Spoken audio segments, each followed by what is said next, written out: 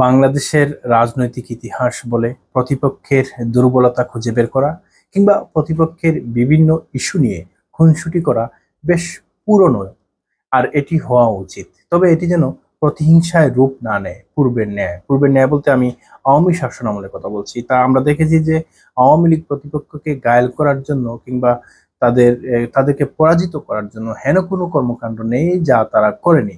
গুম খুন থেকে শুরু করে হত্যা, মামলা সবকিছু তারা করেছে, যা কোনোভাবেই কাম্য ছিল না। যার ফলপ্রসূ হিসেবে তারা দেশ ত্যাগ করতে বাধ্য হয়েছে কিংবা তারা ক্ষমতা ছেড়ে পালিয়ে যেতে বাধ্য হয়েছে। জনগণ তাদের বিরুদ্ধে রুখে দাঁড়িয়েছিল।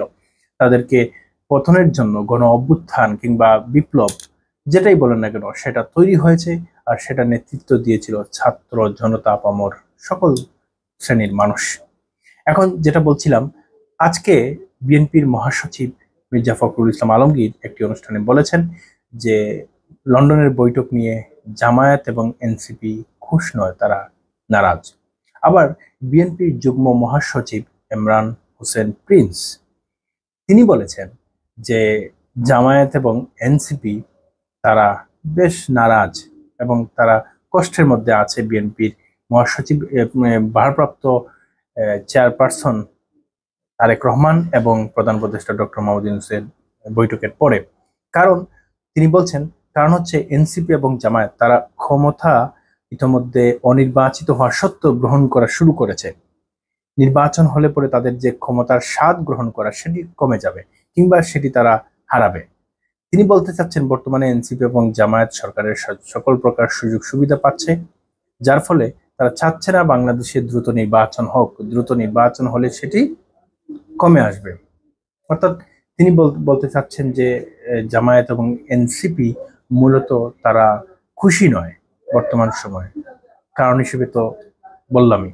এখন ঘটনা হচ্ছে যে এনসিপি এবং জামায়াতের নাখুশের কারণ হিসেবে তিনি কি কি খুঁজে পেলেন, সেগুলোর মধ্যে তিনি পেয়েছেন যে এনসিপি বলছে যে যৌথ বিবৃতির কথা, একইভাবে জামায়াতও বলছে যৌথ বিবৃতিটি দেওয়া উচিত হয়নি। এই যৌথ বিবৃতির বক্তব্য দুই দল থেকেই আসছে। পাশাপাশি জামায়াত তারা যৌথ বিবৃতির কারণে ঐকমত্য কমিশনের একটি বৈঠক ও বয়কট করেছিল। এই সব কিছুতে সুযোগ পেয়ে বিএনপি বলছে যে জামায়াত এবং এনসিপি তারা এখন অখুশি। ঠিক আছে, রাজনৈতিক খুনসুটি থাকবে, এভাবেই তো সুযোগে সদ্ব্যবহার করবে রাজনীতিবিদরা একে অন্যকে ঘায়েল করার জন্য। সেটি স্বাভাবিক ব্যাপার, রাজনীতিতে একদম স্বাভাবিক এটি। কিন্তু রাজনীতিতে যেন হানাহানি, মারামারি, প্রতিহিংসার তৈরি না হয়। এটি খুবই জঘন্যতম কাজ হবে যদি এরকম পরিবেশ বা পরিস্থিতি তৈরি হয়, যেটি আমরা বিগত 16টি বছর দেখেছি।